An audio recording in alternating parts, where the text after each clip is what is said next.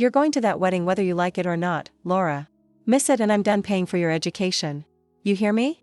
My father's voice crackled through the phone, sharp and final. I sat in my apartment in Portland, Oregon, staring at the acceptance letter on my desk, the one nobody in my family knew existed. It was for a graduate program in environmental engineering, something I'd earned entirely on my own merit. My name is Laura and I'm 22 years old. For most of my life, I've been the invisible daughter in a family that only had eyes for one person.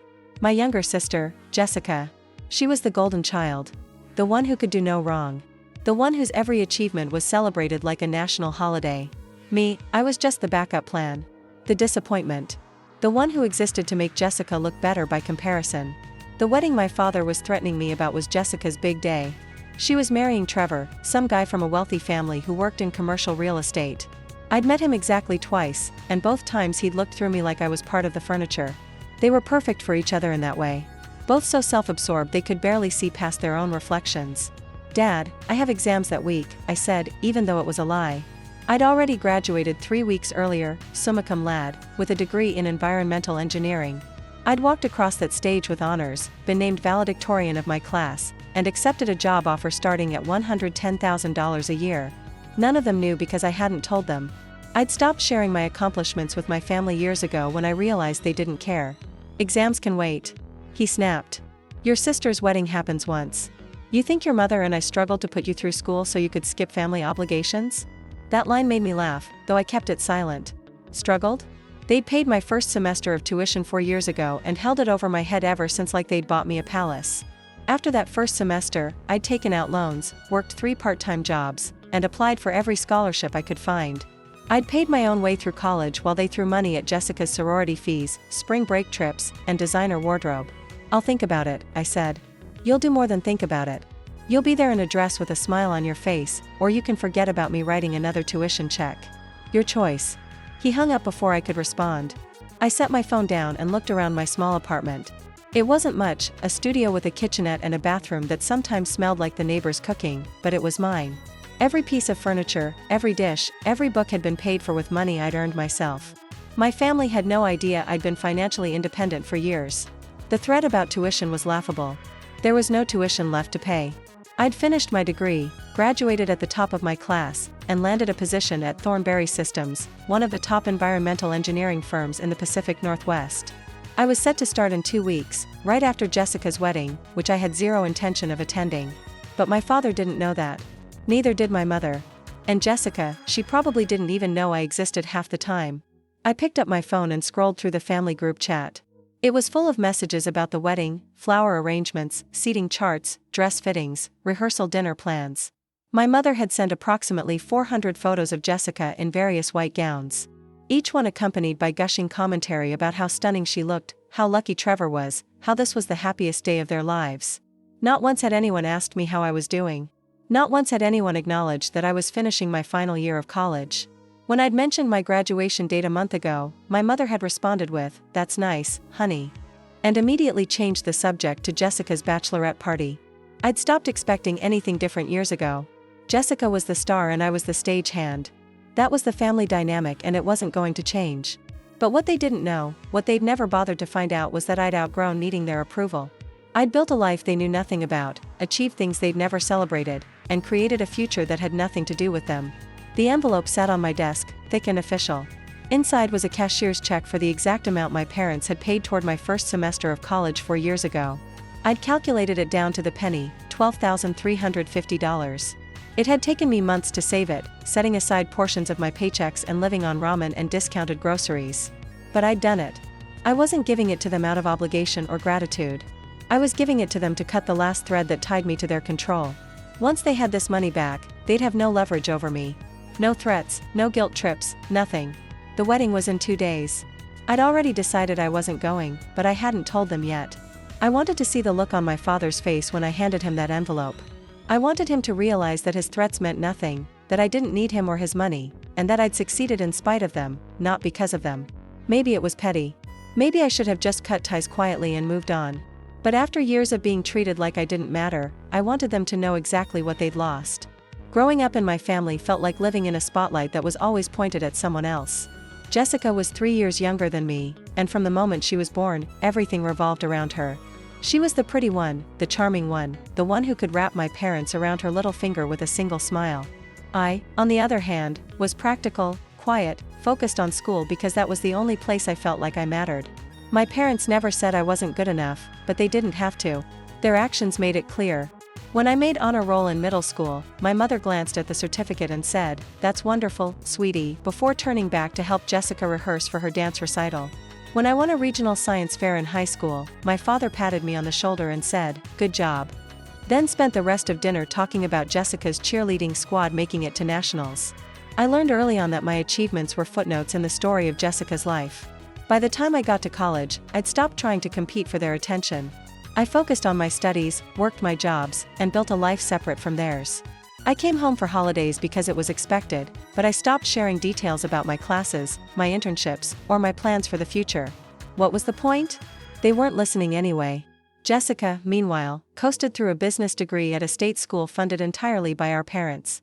She joined a sorority, went to parties, and posted endless photos of herself on social media looking glamorous and carefree. She graduated with mediocre grades and no job prospects, but that didn't matter. She'd met Trevor during her senior year, and he had money and connections, which was all my parents cared about. The engagement had been announced 6 months ago at a family dinner I'd reluctantly attended. Jessica had stood up, flashed a massive diamond ring, and squealed about how Trevor had proposed during a weekend trip to wine country. My mother had cried tears of joy. My father had shaken Trevor's hand and welcomed him to the family. I'd sat there smiling politely while they toasted to Jessica's happiness and bright future. Nobody asked me about my future. Nobody asked if I was seeing anyone or what my plans were after graduation. I was just part of the audience applauding someone else's life. After that dinner, I'd driven back to Portland and made a decision. I was done trying to be part of this family. I'd finish my degree, get my job, and move on. They could have their perfect daughter and their perfect son-in-law and their perfect life. I didn't need to be included. But cutting ties wasn't as simple as just walking away. There was still the matter of my father's threats, his constant reminders that he'd paid for my education, his insistence that I owed them something. That's why I'd saved the money to pay them back. I wanted to close that chapter cleanly with no lingering debts or obligations. The night before the wedding, my mother called. I was packing the envelope into my bag, double-checking that everything was in order when her name flashed on my screen. "Hi, Mom," I said, keeping my voice neutral. "Laura, honey, I just wanted to make sure you're coming tomorrow. Your father's been worried you might not show up." I almost laughed. Worried as if they cared about me being there for any reason other than appearances. "I'll be there," I said. "Oh, good. Jessica will be so happy. She's been asking about you." That was a lie. Jessica hadn't asked about me in years. But I didn't call my mother out on it. There was no point. "What time does the ceremony start?" I asked, even though I already knew. 3 o'clock in the afternoon, but we're doing photos beforehand, so family needs to be there by 1 o'clock. "You'll be there by 1 o'clock, right?" "I'll be there. And you'll wear something nice?" Jessica wants everyone to look their best. Of course, she did. I glanced at the simple navy dress hanging in my closet. It was perfectly appropriate for a wedding, but I knew it wouldn't meet Jessica's standards. She'd probably make some snide comment about how I should have tried harder. "I'll look fine, Mom." "Okay, honey. We'll see you tomorrow." "And Laura?" "Yeah. Try to be happy for your sister, okay? This is her special day." I hung up without responding. Try to be happy for her. As if I'd spent my entire life doing anything else. That night, I barely slept. I kept thinking about what I was going to say when I handed my father the envelope. I'd rehearsed it a dozen times in my head, but I still wasn't sure I'd be able to get the words out without my voice shaking. Part of me wondered if I should just mail the check and skip the confrontation altogether. It would be easier, cleaner, less dramatic. But another part of me, the part that had spent years being ignored and dismissed, wanted them to see me. Really see me. I wanted them to understand that I didn't need them, that I'd made it on my own, and that their approval had stopped mattering a long time ago. The wedding was at a venue in Beaverton, about 20 minutes from my apartment. I arrived at 1:15, 15 minutes late, because I'd sat in my car for an extra 10 minutes trying to work up the nerve to go inside. The venue was beautiful, of course. Jessica had spared no expense. The garden was filled with white roses and twinkling lights, and a string quartet played softly near the entrance. Guests milled around in expensive clothes, sipping champagne and admiring the decorations. I walked inside and immediately spotted my parents near the front talking to Trevor's family. My father was laughing at something Trevor's dad had said, his hand resting on my mother's back. They looked happy, proud, completely absorbed in the moment. I took a deep breath, gripped the envelope in my hand, and walked toward them. My father saw me first. His expression shifted instantly from relaxed to annoyed. "You're late," he said loud enough that a few people turned to look. "Traffic, elite." My mother glanced at my dress and frowned. "Oh, Laura, that's what you're wearing." I looked down at my navy dress. It was modest, elegant, and appropriate. But I knew what she meant. It wasn't flashy. It didn't scream wealth or status. It was just a dress. "It's fine," I said. "Well, I suppose it'll have to do. Come on, we need to take family photos before the ceremony." She gestured toward a group gathering near a floral arch. I didn't move. Instead, I held out the envelope to my father. "What's this?" he asked, taking it but not opening it. "Open it?" He gave me a suspicious look, then tore open the envelope. His eyes widened as he pulled out the check. "What is this?" he repeated, but his tone had changed. He wasn't annoyed anymore. He was confused. "It's a check for $12,350, I said. "That's the exact amount you paid for my first semester of college. I'm paying you back." My mother leaned in to look at the check, her mouth falling open. "Laura, what are you talking about?" "I'm talking about the fact that you've been holding that tuition payment over my head for 4 years. You've threatened to stop paying for my education every time I didn't do what you wanted." "Well, I'm done. That's your money back. Now you don't have any leverage." My father stared at me like I'd spoken a foreign language. "Leverage? Laura? We're your parents. We were trying to help you." "Help me?" I let out a short, bitter laugh. "You paid for 1 semester and then acted like you'd funded my entire degree. I paid for the rest myself. Loans, scholarships, 3 jobs. I did it all on my own while you threw money at Jessica like it was confetti." "That's not fair," my mother said, her voice rising. "We've always supported you." "No, you haven't. You supported Jessica. I was just an afterthought." People were starting to stare now. I could see guests pausing their conversations, turning their heads toward us. My father's face flushed red and he stepped closer, lowering his voice. "This is not the time or place for this conversation. Your sister is about to get married." "I know. And I'm not staying." "What?" "I'm not staying for the wedding. I came here to give you that check and to tell you that I'm done. Done pretending I'm part of this family. Done being invisible? Done letting you treat me like I don't matter." My mother reached out like she was going to grab my arm, but I stepped back. "Laura, you're being ridiculous. You can't just leave. Watch me." I turned and started walking toward the exit. My father called after me, his voice sharp and commanding, "Laura, get back here right now." I didn't stop. I kept walking, my heart pounding, my hands shaking, but my steps steady. Behind me, I could hear my mother's voice, high-pitched and frantic, saying something about how embarrassing this was, how I was ruining everything. But I wasn't ruining anything. For the first time in my life, I was choosing myself.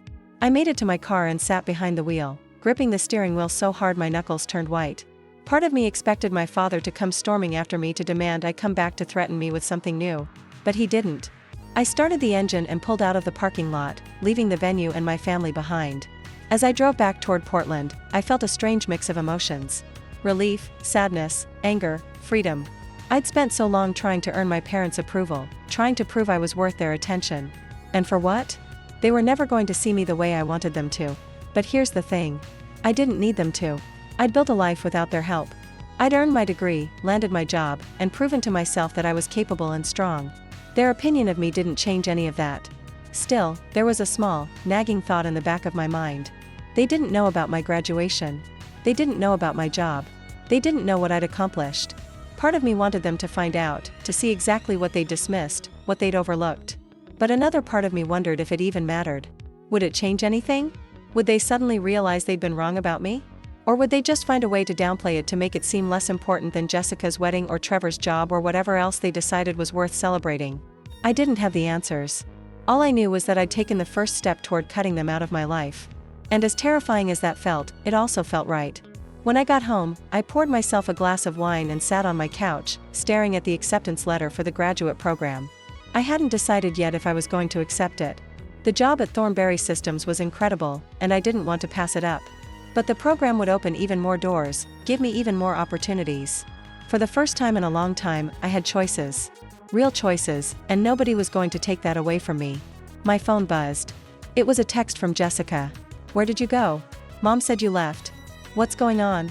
I stared at the message for a long moment, then deleted it without responding. Whatever happened next, I was done explaining myself to people who didn't care. The week after I left Jessica's wedding, my phone exploded with messages. My mother called 17 times in 3 days. My father sent increasingly angry texts demanding I explain myself. Jessica left voicemails that started out confused and quickly turned accusatory. I ignored all of them. Instead, I focused on preparing for my new job. I spent my days researching Thornberry systems, reviewing the projects I'd be working on, and organizing my apartment. I bought professional clothes, set up a home office space, and tried to convince myself that cutting off my family had been the right decision. Most of the time, I believed it.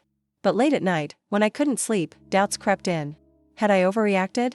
Should I have just sucked it up and attended the wedding? Was I being petty and vindictive? Then I'd remember the way my father had looked at me when I handed him that check. Not with understanding or pride, but with confusion and irritation, like I'd interrupted something important. I'd remember my mother's immediate concern about my dress, not about me. And I'd remember the years of being overlooked, dismissed, and treated like a supporting character in someone else's story. No, I hadn't overreacted. I'd finally stood up for myself. On Thursday afternoon, 5 days after the wedding, someone knocked on my apartment door. I looked through the peephole and saw Jessica standing in the hallway, dressed in designer jeans and a silk blouse, her hair perfectly styled. I considered not opening the door, but curiosity got the better of me. "What are you doing here?" I asked, keeping the door partially closed. "Can I come in? How did you even get my address?" "Mom had it from when you moved in. Can I please come in? We need to talk." I hesitated, then stepped aside. Jessica walked into my apartment and looked around, her nose wrinkling slightly. I knew what she was thinking. My place was small, simple, nothing like the luxury condo she and Trevor had just moved into. "What do you want, Jessica?" She turned to face me, and I was surprised to see tears in her eyes. "I want to know why you ruined my wedding." "I didn't ruin your wedding. I left before it even started." "Exactly. You left and it caused this huge scene. Mom spent the entire ceremony crying. Dad was furious. Everyone was asking where you were and what happened. Do you have any idea how embarrassing that was?" I crossed my arms. "I'm sorry my absence was inconvenient for you. That's not what I meant." She wiped at her eyes, smudging her mascara. "I just don't understand. Why would you do that? Why would you give Dad that money and just walk out?" "Because I'm tired of being treated like I don't matter." "What are you talking about? You matter. You're my sister." I laughed, but there was no humor in it. "Really? When's the last time you asked me how I was doing? When's the last time Mom or Dad came to one of my events or celebrated one of my accomplishments?" Jessica looked genuinely confused. "What accomplishments?" And there it was, the proof that I'd been invisible all along. "I graduated 3 weeks ago," I said quietly. "Summa cum laude, valedictorian. I gave a speech at the ceremony. None of you came because none of you knew about it. I didn't tell you because I knew you wouldn't care." Her mouth fell open. "You graduated?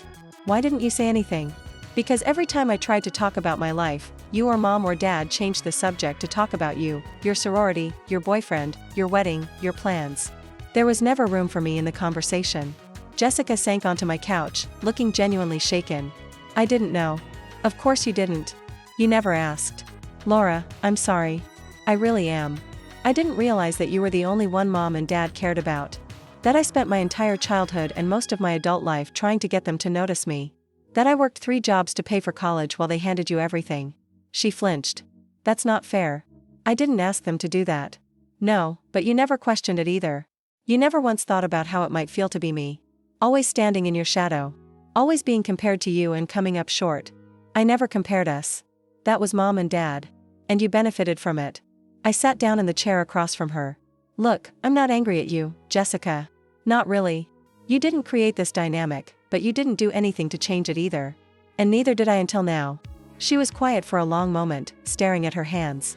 "What happens now?" "I don't know. I start my new job on Monday.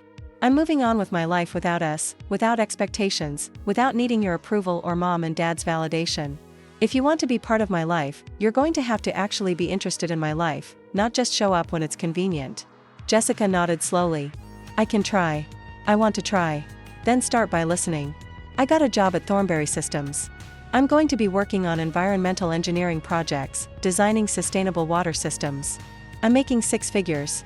I'm also considering a graduate program that would let me specialize in environmental policy." Her eyes widened. "Laura, that's amazing. I had no idea. Nobody did because nobody asked." She stood up looking uncertain. "I should go. Trevor's waiting in the car." "But Laura, I really am sorry, and I'm proud of you. For what it's worth." I walked her to the door. As she stepped into the hallway, she turned back. Are you going to talk to mom and dad? I don't know. Maybe eventually, but not now. I need space. She nodded and left. I closed the door and leaned against it, feeling exhausted. The conversation had been emotionally draining, but it had also felt necessary. Maybe Jessica would actually make an effort. Maybe she wouldn't. Either way, I'd said what I needed to say. My phone buzzed. It was a text from my father. Your mother is devastated. You owe her an apology. I stared at the message, anger rising in my chest.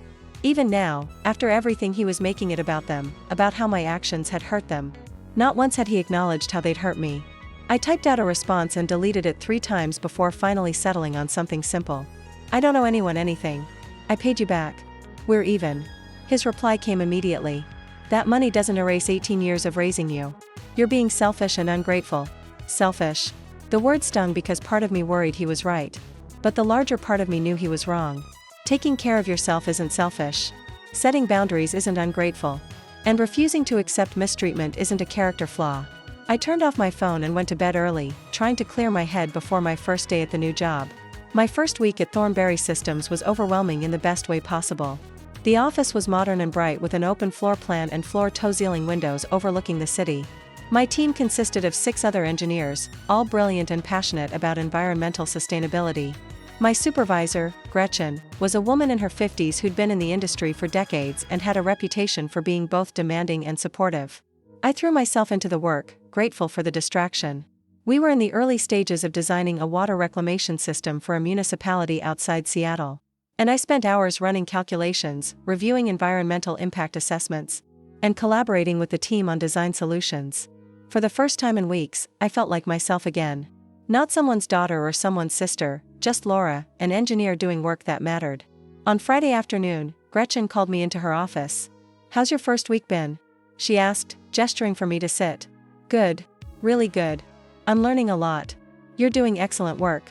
I've been impressed with your contributions this week. She paused. I also wanted to mention something. We're putting together a proposal for a major project with the city of Portland. It's a comprehensive sustainability initiative. Water systems, waste management, green infrastructure. If we win the contract, it'll be one of the biggest projects the company has ever taken on. That sounds incredible. It is. And I want you on the team. You'd be working closely with me and 2 senior engineers. It's a lot of responsibility, especially for someone just starting out, but I think you can handle it. I felt a surge of excitement. I'd love to be part of it. Good. We're presenting the proposal to the City Council in 3 weeks. I'll need you to help with the technical documentation, and be prepared to answer questions during the presentation. I left her office feeling energized and proud. This was exactly the kind of opportunity I'd worked so hard for. And I'd earned it on my own merit, not because of family connections or favoritism. That evening, I met up with Kelsey, my best friend from college. She was one of the few people who knew the full story of my family dynamics. We met at a small restaurant in downtown Portland, and I filled her in on everything that had happened since the wedding. I still can't believe you actually handed him a check and walked out, she said, shaking her head in admiration. That's the most badass thing I've ever heard. It didn't feel badass at the time. It felt terrifying, but you did it anyway. That's what matters. She took a sip of her wine. Have you heard from them since Jessica came by? My dad keeps texting me. My mom leaves voicemails. I've been ignoring most of it. Good. You don't owe them anything, Laura. You've been taking care of yourself for years. They just didn't notice. That's the thing that bothers me the most. They didn't notice. I worked so hard to be independent, to not need their help, and they just assumed I was struggling or failing or whatever. They never once considered that I might actually be succeeding. Kelsey reached across the table and squeezed my hand. Their loss. Seriously, you're brilliant and successful and you don't need their validation. You know that, right? I'm starting to. We spent the rest of dinner talking about her job, her dating life, and our plans for the summer. It felt good to focus on normal things, to have a conversation that wasn't weighed down by family drama. When I got home that night, I found an envelope slipped under my door. My heart sank when I recognized my mother's handwriting on the front. Inside was a card with a generic message about family and forgiveness. Below the printed text, my mother had written, Laura, please come home. We miss you and we love you. Whatever issues we have, we can work through them together. You're our daughter and we want you in our lives. Please call me. Love, Mom. I stared at the card for a long time, feeling a complicated mix of emotions. Part of me wanted to believe her, wanted to think that maybe things could be different. But another part of me knew better. This wasn't an apology. It wasn't an acknowledgement of how they'd treated me. It was just a plea for me to come back and pretend everything was fine. I set the card aside and went to bed, but sleep didn't come easily. My mind kept replaying memories. The time I won a math competition and my parents forgot to pick me up from school because they were at Jessica's dance recital. The Christmas when I got practical gifts like socks and a calculator while Jessica got a new laptop and designer purse. The countless dinners where I sat silently while everyone discussed Jessica's life. And then I thought about the future I was building for myself. The job that challenged and excited me. The independence I'd fought for, the respect I was earning from colleagues who valued my skills and contributions. I didn't need my family to validate me anymore. I'd learned to validate myself, but that didn't mean it didn't hurt. The next morning, I woke up to find a text from Jessica. Mom told me she sent you a card. I know you're mad, but please at least consider talking to them. They really do miss you. I didn't respond immediately. Instead, I got ready for the day and went for a run, trying to clear my head. When I got back, I finally replied, I appreciate you reaching out, but I need more time. I'm not ready to have that conversation yet. Her response came quickly. I understand. Just know that I'm here if you need me. It was a small gesture, but it meant something. Maybe Jessica was genuinely trying. Maybe not. Time would tell. The following week, I dove deeper into the Portland sustainability project. The scope was massive. Redesigning the city's water infrastructure to reduce waste and improve efficiency, implementing green spaces to manage storm water runoff, and creating educational programs about environmental conservation. It was exactly the kind of work I dreamed of doing when I first chose environmental engineering as my major. One afternoon, while I was reviewing cost estimates, my phone rang. It was an unknown number with a local area code. Normally, I wouldn't answer, but something made me pick up. Hello? Is this Laura? Yes. Who's this? This is Trevor, Jessica's husband. We met briefly at Well, we've met a couple times. I sat up straighter, surprised. What do you want? I wanted to talk to you about something. Do you have a few minutes? Trevor's voice was hesitant, almost nervous. It was strange hearing him sound uncertain. Every time I'd met him before, he'd been confident to the point of arrogance. I'm listening, I said, keeping my tone neutral. Look, I know things are complicated with your family right now. Jessica told me what happened at the wedding, and I wanted to reach out because I think there's something you should know. What is it? He paused. Can we meet in person? I'd rather not have this conversation over the phone. I hesitated. Meeting Trevor alone felt weird, and I wasn't sure I trusted his motives, but curiosity won out. Fine, there's a coffee shop on Northwest 23rd called Brew Point. I can meet you there in an hour. I'll be there. I spent the next 45 minutes trying to figure out what Trevor could possibly want to tell me. Maybe he was playing mediator for my parents. Maybe Jessica had sent him. Or maybe this was something else entirely. When I arrived at Brew Point, Trevor was already there, sitting at a corner table with 2 cups of coffee in front of him. He stood when he saw me, looking uncomfortable in jeans and a casual button-down shirt. Thanks for meeting me, he said, gesturing to the chair across from him. I got you a coffee. I wasn't sure what you liked, so I just got a regular drip. Thanks. I sat down and wrapped my hands around the warm cup, waiting for him to explain. Trevor ran a hand through his hair, a nervous gesture that seemed out of character. Okay, so I'm just going to say this straight out because I don't know how else to do it. Your parents have been lying to Jessica and me about their financial situation. I frowned. What do you mean? About 3 months ago, your dad came to me asking for a loan. He said they were having some temporary cash flow issues with his business and needed $20,000 to cover expenses until a big client paid them. He promised to pay me back within 60 days. My father ran a small consulting firm that helped businesses with financial planning. It was a decent business, but not exactly lucrative. Still, $20,000 seemed like a lot to ask for. Did you give it to him? I did. He's family and I wanted to help, but the 60 days came and went. And when I asked about it, he kept making excuses. First, it was that the client payment was delayed. Then, it was that they had some unexpected expenses. Eventually, he told me he'd pay me back after Jessica's wedding. Let me guess, he hasn't paid you back.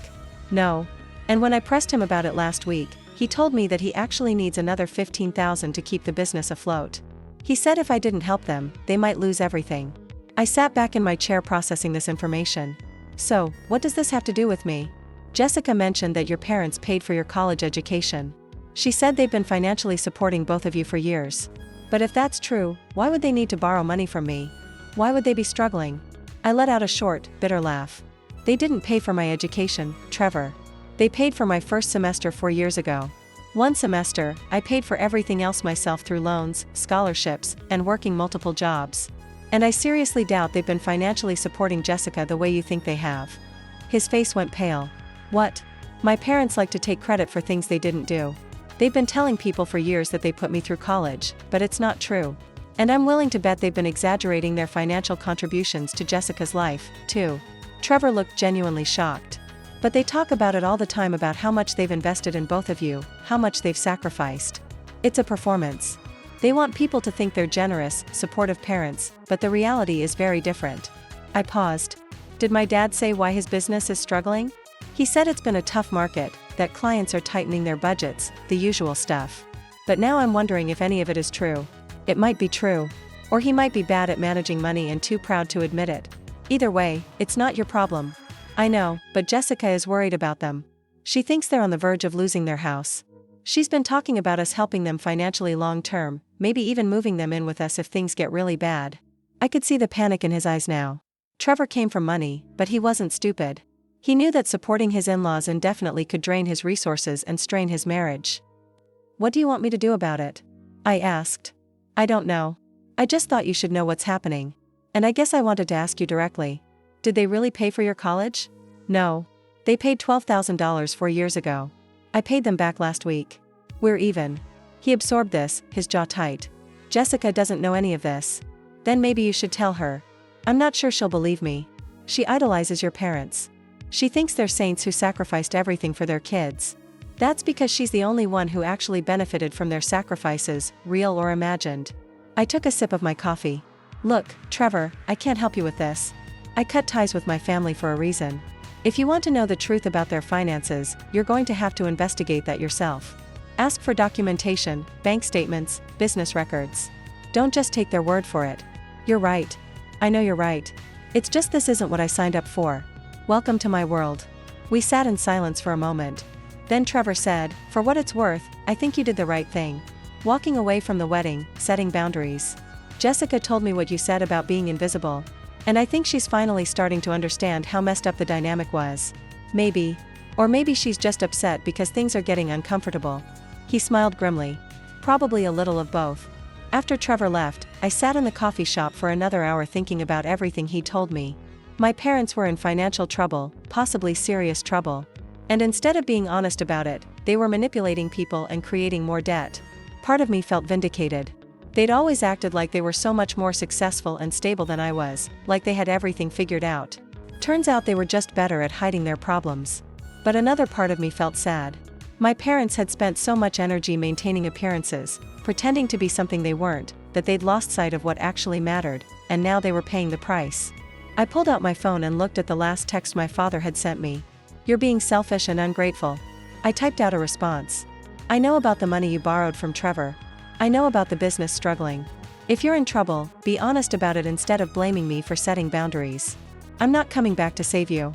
I hit send before I could second guess myself. His response came an hour later. "How dare you interfere in my business? This has nothing to do with you." I didn't respond. There was nothing left to say. That evening, Jessica called me.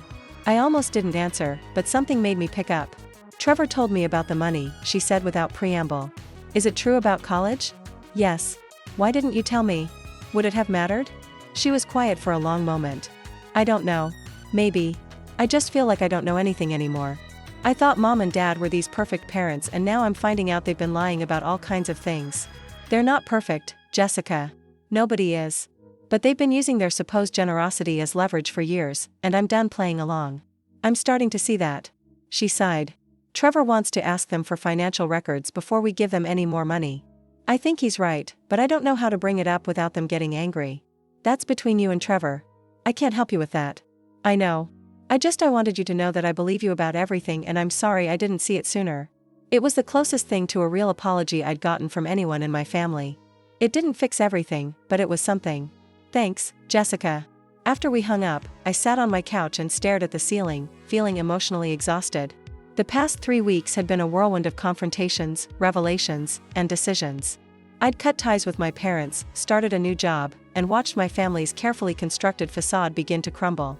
And through it all, I'd stayed true to myself. I'd set boundaries. I'd demanded respect. I'd refused to let them make me feel small anymore. It wasn't easy. It wasn't comfortable, but it was necessary. My phone buzzed with a text from Kelsey. "How are you holding up?" I smiled and typed back. "I'm okay. Better than okay, actually. I'm finally free." 3 weeks after my conversation with Trevor, I was deep into preparations for the Portland Sustainability Project presentation. Our team had put together a comprehensive proposal that included detailed technical specifications, cost analyses, environmental impact projections, and implementation timelines. It was some of the best work I'd ever been part of, and I was proud of what we'd created. The presentation was scheduled for a Thursday afternoon at City Hall. The City Council would be there along with representatives from several other firms competing for the contract.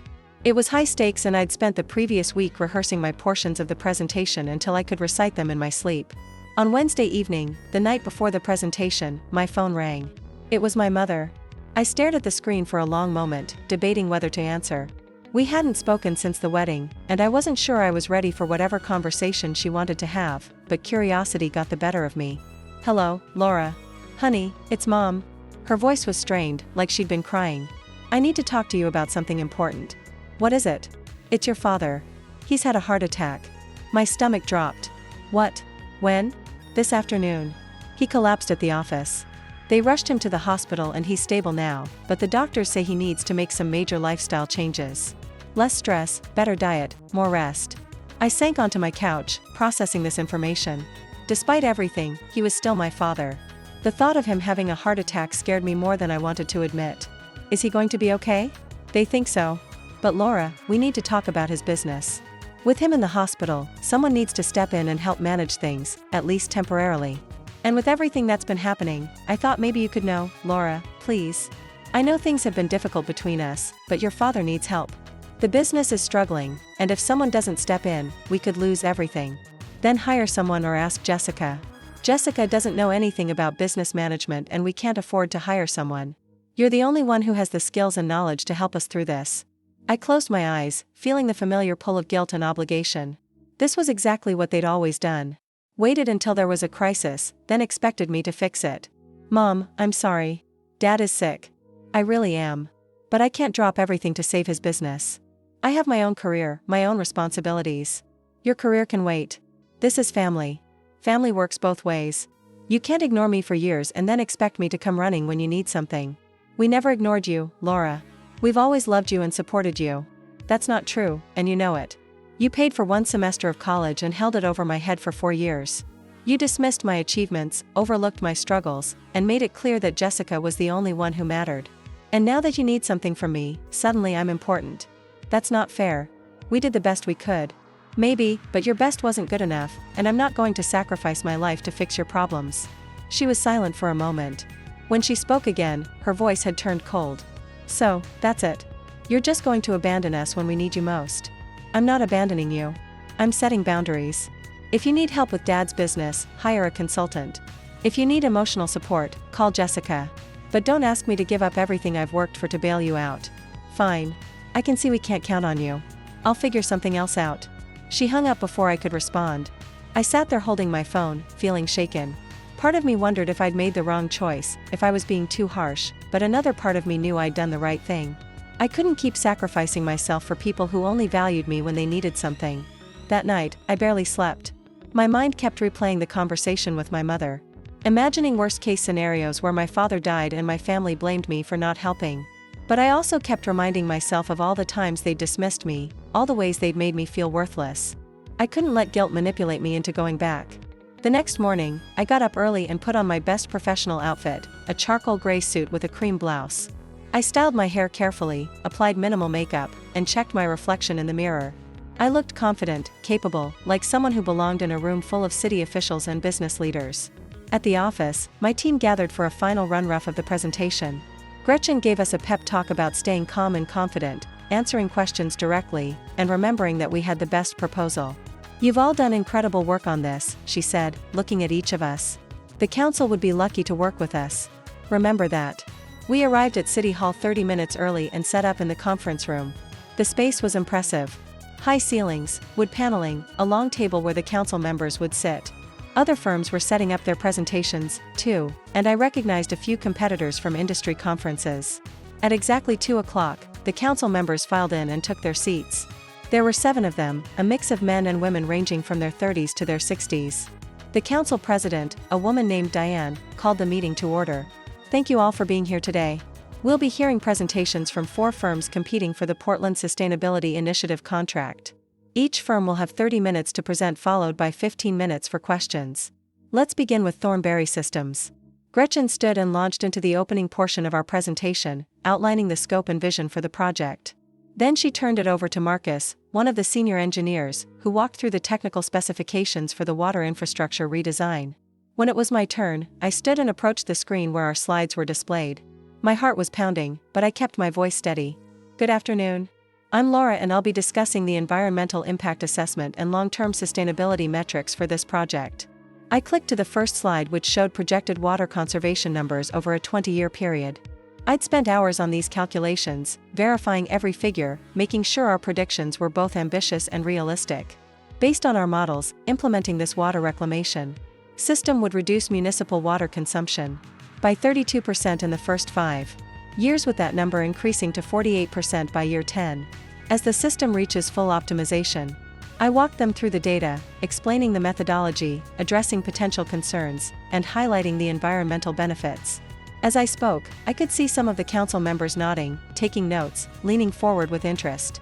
When I finished my section, I handed the presentation back to Gretchen, who closed with budget projections and implementation timelines. The whole presentation took exactly 28 minutes. Thank you, Diane said. Now, we'll open the floor for questions. The questions came fast and intense.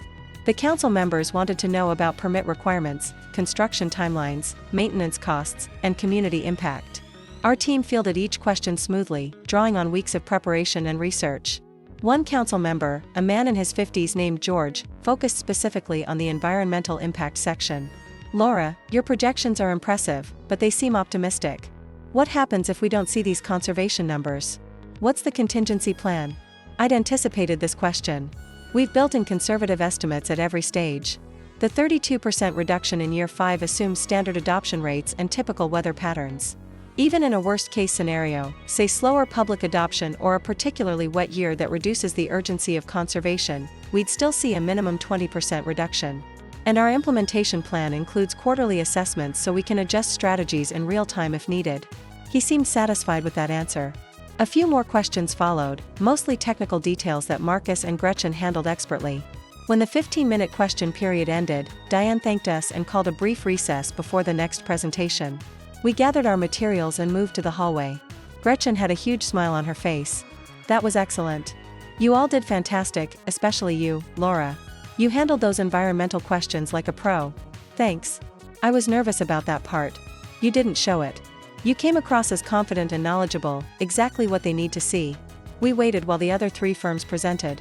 I tried to focus on reviewing our proposal, looking for any weaknesses in case we needed to submit revisions, but my mind kept drifting. I thought about my father in the hospital, my mother's phone call, the weight of family expectations that I'd finally managed to shake off. And then I thought about this presentation, this opportunity, this career I'd built entirely on my own. I'd earned my place in this room. Nobody had given it to me. Nobody had pulled strings or made calls on my behalf. It was mine. After all 4 presentations were complete, Diane addressed the room. Thank you to all the firms who presented today. The council will deliberate over the next week and announce our decision at next Thursday's public meeting. We appreciate the time and effort that went into these proposals. We packed up and headed back to the office. The energy in the car was buzzing with excitement and nervous anticipation. Gretchen treated the whole team to an early dinner at a nice restaurant downtown, and we spent the evening decompressing and analyzing how the presentation had gone. I think we have a real shot at this, Marcus said, raising his glass. Honestly, our proposal was stronger than anything else they saw today. Don't get overconfident, Gretchen warned, but she was smiling. But yes, I think we did well. Now we wait. When I got home that night, I found another envelope under my door. This time it was from my father, his handwriting shaky but recognizable. Inside was a short letter. Laura, your mother told me about your conversation last night. I'm disappointed in your decision, but I suppose I shouldn't be surprised. You've made it clear that your career is more important than family. I hope you can live with that choice. When I'm gone, remember that I asked for your help and you refused, Dad. I read it twice, feeling a mix of anger and sadness. Even from a hospital bed, even after a heart attack, he was trying to manipulate me with guilt. The letter wasn't an attempt to mend our relationship or acknowledge his part in our estrangement. It was a weapon designed to make me feel like a terrible daughter. I walked to my kitchen, turned on the stove, and held the letter over the flame until it caught fire. I dropped it into the sink and watched it burn, the paper curling and blackening, his words turning to ash. I wasn't going to carry his guilt anymore. The next week crawled by. Every day at work felt like waiting for exam results. We'd submitted our proposal, done our best, and now the decision was out of our hands. I tried to focus on other projects, but it was hard to concentrate. On Tuesday evening, Jessica called. "Hey," she said, "I heard about Dad. Mom said you refused to help with the business." That's not exactly what happened, but sure. I'm not calling to lecture you. Actually, I wanted to tell you that Trevor and I talked to Mom and Dad about their finances. We asked to see bank statements and business records, and it's worse than we thought. Dad's business has been losing money for over a year. They've been living on credit cards and loans, using new debt to pay off old debt. They're in serious trouble. What are you going to do? Trevor's arranging for them to meet with a financial advisor, someone who can help them restructure their debt and maybe file for bankruptcy if it comes to that. We're also setting up a meeting with a business broker to see if Dad's firm has any value as a sale. That sounds like the right move. Yeah. And Laura? Trevor asked them directly about your college tuition. Dad admitted he only paid for one semester. Mom tried to defend it. Said they'd planned to pay for more but couldn't afford it. But the point is, they lied to us, to their friends. Probably to themselves. I'm sorry I didn't believe you sooner. It's okay. You believed what they told you. That's not your fault. It kind of is, though. I should have paid more attention. I should have asked you about your life instead of just assuming everything was fine. She paused. I know things are still complicated between us, but I want to try to have a real relationship with you. Not the fake sister stuff where we only see each other at holidays. Actually knowing each other. I'd like that, too. Good. Can we get coffee sometime? Just the two of us? Yeah, I'd like that. After we hung up, I felt lighter. Maybe Jessica and I would never be super close, but at least we could be honest with each other. That was more than we'd ever had before. Thursday arrived, the day the city council would announce their decision. The meeting was scheduled for 7 o'clock in the evening, and Gretchen invited the whole team to attend. We sat together in the public seating area, watching as the council worked through routine business items first. Finally, Diane reached the agenda item we'd been waiting for. Next, we have the announcement regarding the Portland Sustainability Initiative contract. After careful deliberation and review of all 4 proposals, the council has reached a unanimous decision. My heart was pounding so hard I could feel it in my throat. The contract will be awarded to Thorn Systems. Their proposal demonstrated the most comprehensive approach to environmental sustainability, the most realistic timeline, and the strongest technical expertise. Congratulations to the Thornra team. The conference room erupted in applause. Gretchen grabbed my hand and squeezed it, her eyes shining with excitement. Marcus was grinning ear to ear. The rest of the team was hugging and congratulating each other. We'd won. The next few weeks were a blur of contract negotiations, project planning meetings, and press coverage. The Portland Sustainability Initiative was big news in the local environmental community, and several media outlets wanted to interview the team behind it.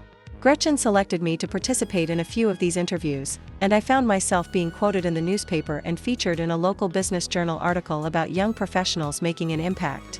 One article included my photo and a brief bio mentioning that I'd graduated valedictorian from my engineering program.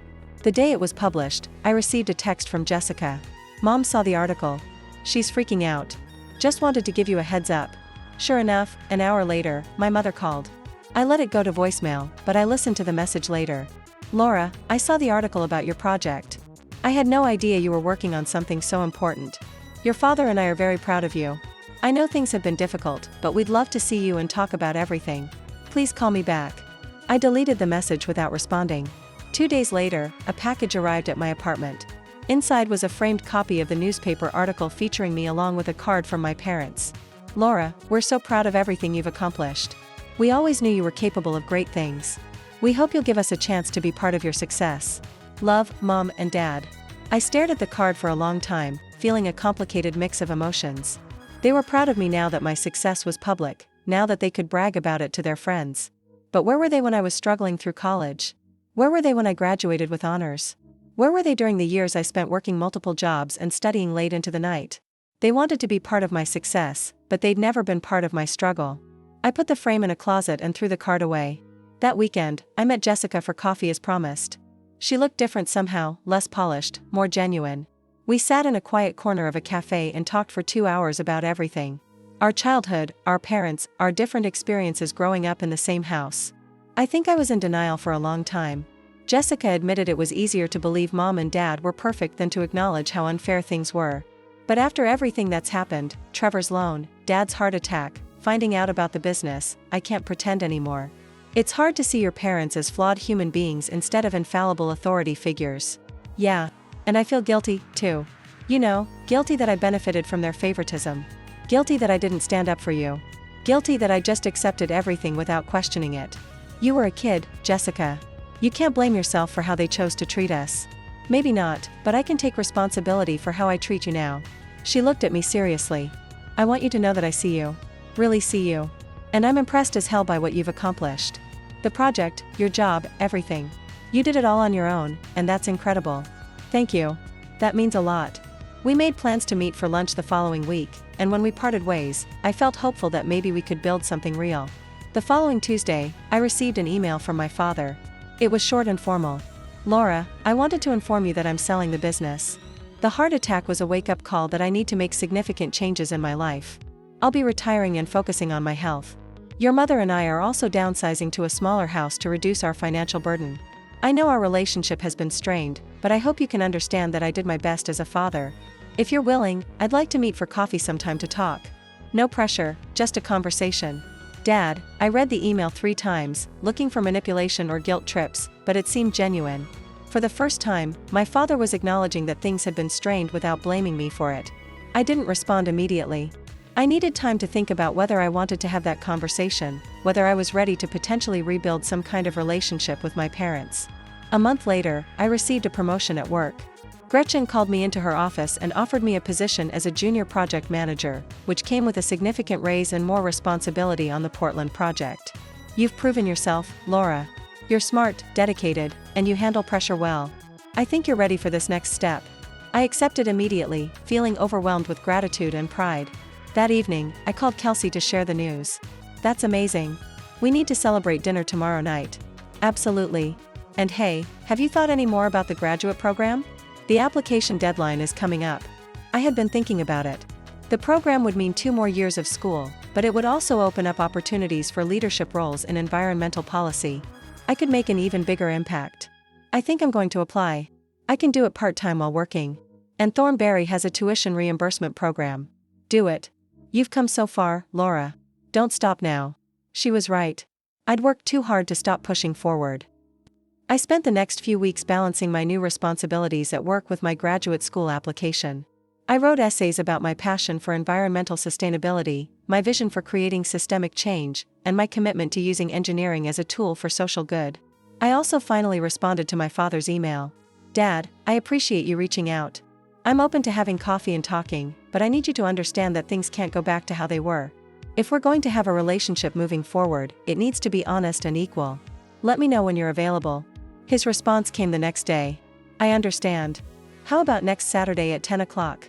There's a cafe near my house called Morning Grounds. I'll be there. I arrived at the cafe 15 minutes early, my stomach full of butterflies. When my father walked in, I barely recognized him. He'd lost weight. His face was drawn. And he moved carefully like someone still recovering from serious illness. We ordered coffee and sat down at a table by the window. Thank you for coming, he said. You're welcome. I've been doing a lot of thinking since the heart attack about my life, my choices, my priorities, and I realized I've made a lot of mistakes, especially with you. I waited, not sure where this was going. Your mother and I put too much pressure on Jessica to be perfect and not enough attention on you. We took you for granted, assumed you'd be fine because you were independent and self-sufficient. But that wasn't fair to you. You deserved better. It wasn't a perfect apology. It didn't address all the specific ways they'd hurt me, but it was honest and it was a start. I appreciate you saying that. I also want you to know that I read the articles about your project. I had no idea you were doing such important work. I'm impressed and I'm sorry I wasn't there to support you along the way. I didn't tell you about it because I didn't think you'd care. I know, and that's on me. He took a sip of his coffee. I don't expect you to forgive me or to suddenly want a close relationship, but I hope we can start fresh, maybe slowly build something better. We talked for another hour about his retirement plans, the business sale, and his health. It wasn't easy, and there were moments of tension, but it felt real in a way our conversations never had before. When we parted ways, I didn't feel the weight of expectation I'd always carried around my parents. I felt lighter, freer, like I'd finally let go of needing their approval. In the months that followed, my parents faced the full consequences of their choices.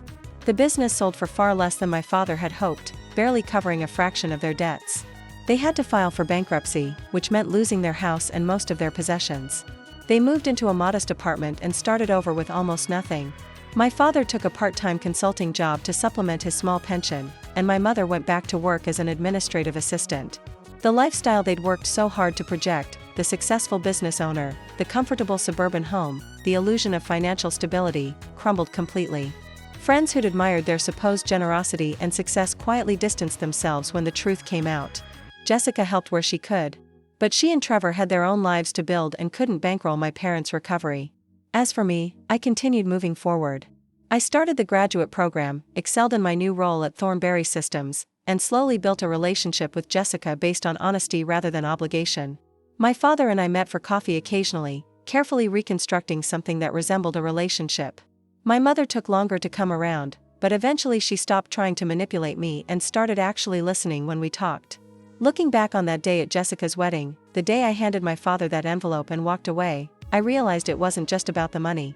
It was about reclaiming my worth, refusing to be controlled, and choosing myself for the first time in my life. The path hadn't been easy, but it had been mine. And that made all the difference.